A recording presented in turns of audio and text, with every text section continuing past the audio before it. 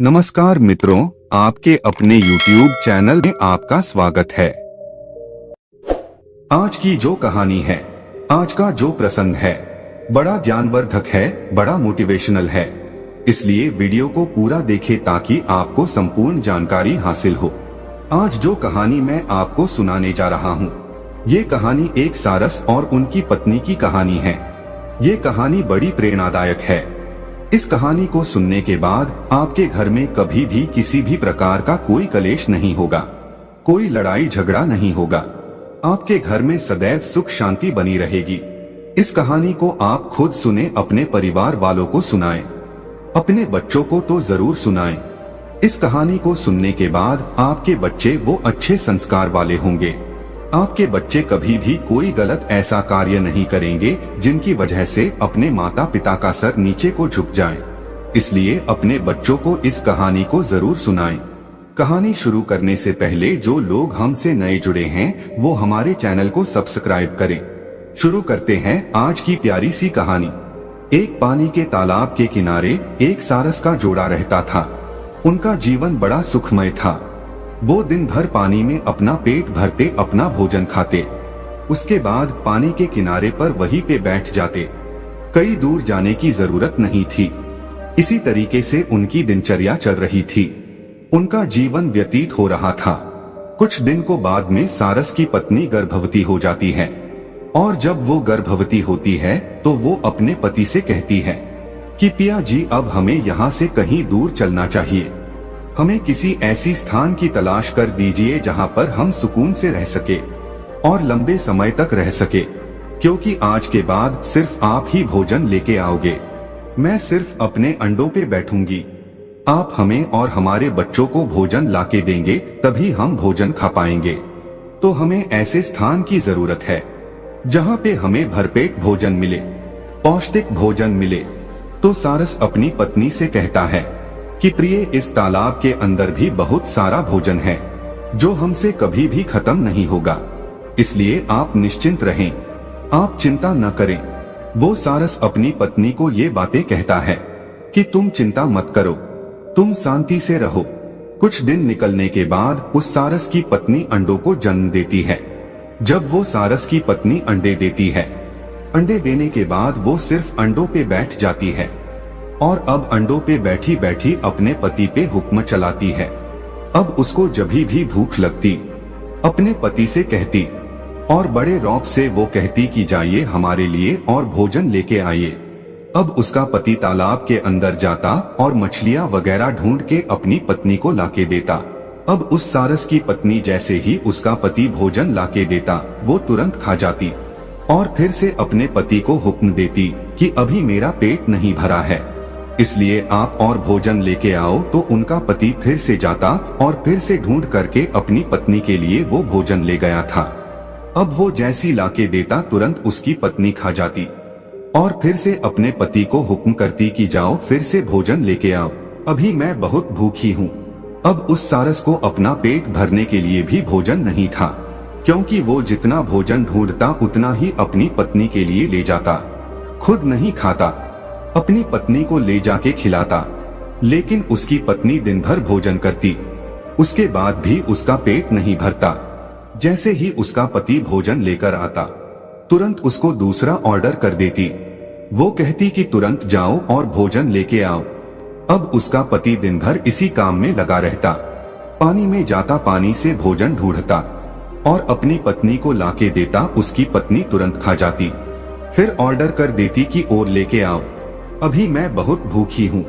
तो फिर पानी में जाता और फिर से डुबकी लगा करके वो भोजन ढूंढता और फिर से लाकर अपनी पत्नी को देता। तब उसकी पत्नी फिर से खा जाती और फिर से ऑर्डर देती। ये सिलसिला कुछ दिनों तक लगातार चलता है। अब धीरे धीरे सारस बड़ा परेशान हो जाता है, धीरे धीरे सूखने लगता है, क्योंकि वो खुद वो भोजन नहीं खाता था। वो सीधा जो भी भोजन उसको प्राप्त होता था, सीधा अपनी पत्नी को ले जाके देता था। उधर उसकी पत्नी वो गुस्सा इस बात का निकाल रही थी कि उसने दूसरी जगह जाने के लिए अपने पति से कहा था, लेकिन उसने अपनी पत्नी की बात को नहीं माना था। उसने यही कहा था कि हम यहाँ पे रहकर भी हमारे बच्चों का पालन पोषण कर सकते हैं। इस तालाब में भी बहुत सारा भोजन है जो हमारे लिए पर्याप्त है। यह बात अपनी पत्नी से कहकर अपनी पत्नी को उसी तालाब में रोके रखा। इसीलिए अब उसकी पत्नी अपने पति को परेशान करने में, टॉर्चर करने में कोई कसर नहीं छोड़ती है। जब उसकी पत्नी अपने पति को टॉर्चर कर रही थी तो कुछ दिन निकल जाते हैं। कुछ दिन के बाद में सारस बड़ा परेशान हो जाता है। सोचने लगता है कि अब मैं करूँ तो ऐसा क्या करूँ। मैं दिन भर इतना सारा भोजन इकट्ठा करता हूँ, इतना सारा भोजन ढूंढता हूँ और सीधा अपनी पत्नी को ले जाके देता हूँ। वो सारे भोजन को खा जाती है।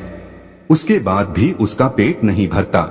वो जैसी भोजन ग्रहण करती है तुरंत मुझे दूसरा ऑर्डर देती है। कहती कि तुरंत जाओ और तुरंत और भोजन लेके आओ, अभी मैं बहुत भूखी हूँ। वो सारस सोचने लग जाता है कि अब मैं करूँ तो ऐसा क्या करूँ जिसके कारण मुझे इस पीड़ा से मुक्ति मिले। वो हताश परेशान हो जाता है।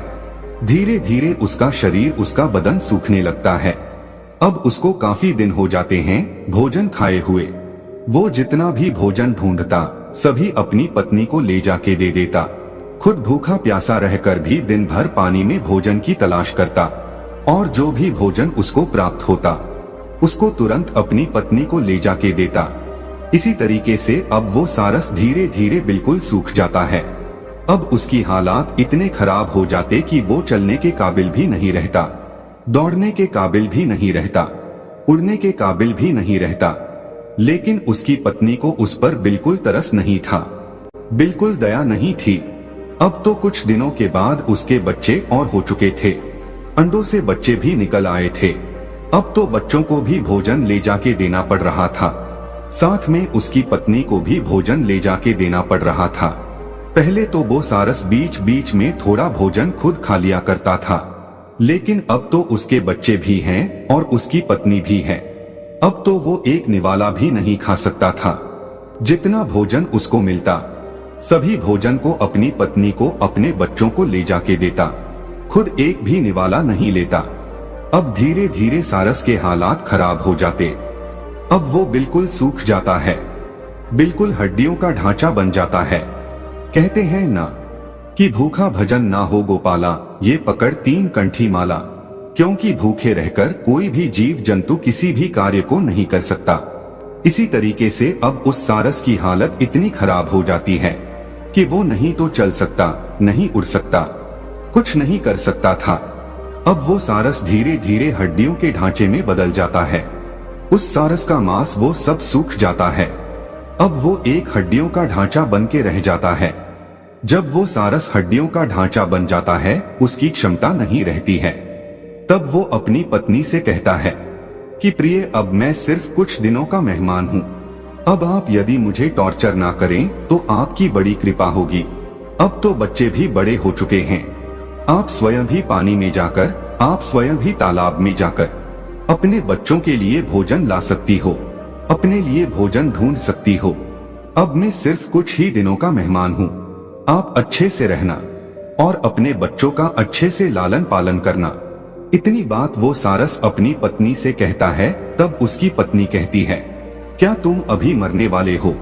जब तक जीवित हो तब तक तो हमारे लिए कुछ करो।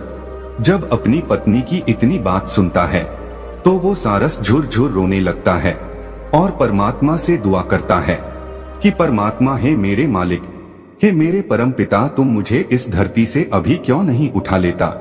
मुझे किस जन्म की पीड़ा दे रहा है? ऐसी नरक की जिंदगी से तो बेहतर है कि मुझे मृत्यु आ जाए। अब वो सारस अपने परमात्मा से दुआ करता है, अपने मालिक से दुआ करता है और कहता है, मेरे मालिक, या तो तू मुझे उठा ले या इस नरक से मुझे मुक्ति दे।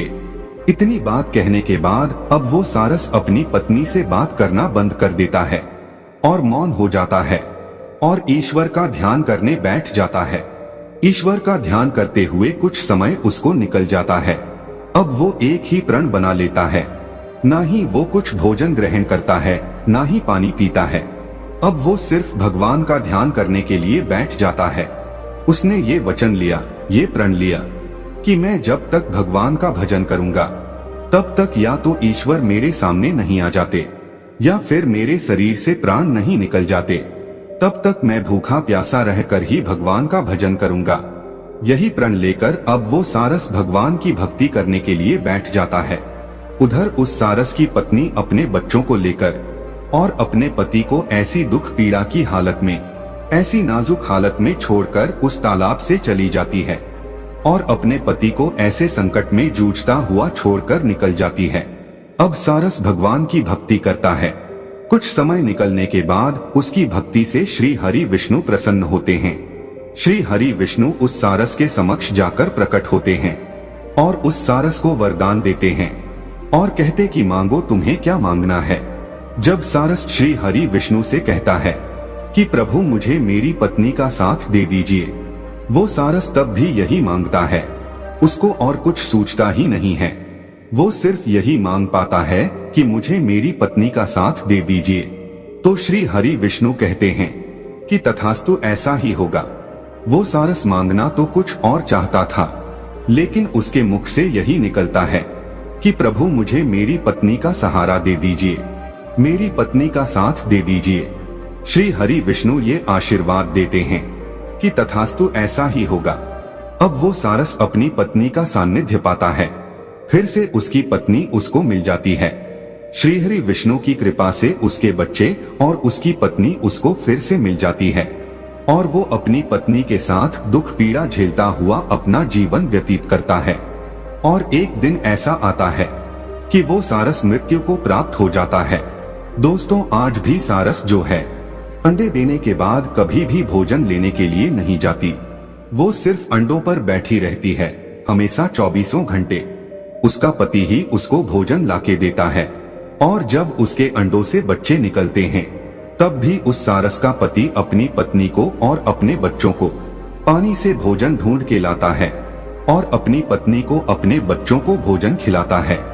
वो तब तक खिलाता है जब तक सारस के बच्चे खुद भोजन ढूंढने और खुद पानी में उतरने के काबिल नहीं हो जाते।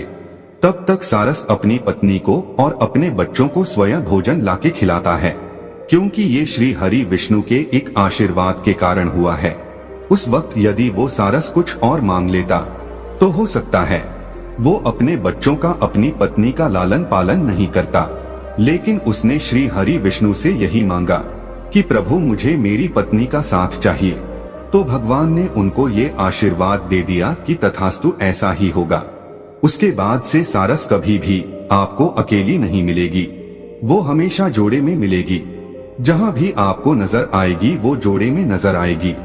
अकेली सारस आपको कहीं पे भी ढूंढने को नहीं मिलेगी। दोनों पति पत्नी का जोड़ा आपको हमेशा नजर आएगा। और जब वो अंडे देती है तो खुद अंडों पे बैठ जाती है और सारस अपनी पत्नी के लिए भोजन ढूंढ के लाता है और खिलाता है। इसी तरीके से उनका जीवन व्यतीत होता है। दोस्तों, ये कहानी अब समाप्त होती है। तो दोस्तों, यह कहानी आपको कैसी लगी हमें कमेंट सेक्शन में जरूर बताना और अच्छी लगी हो तो इस चैनल को सब्सक्राइब जरूर कर लेना।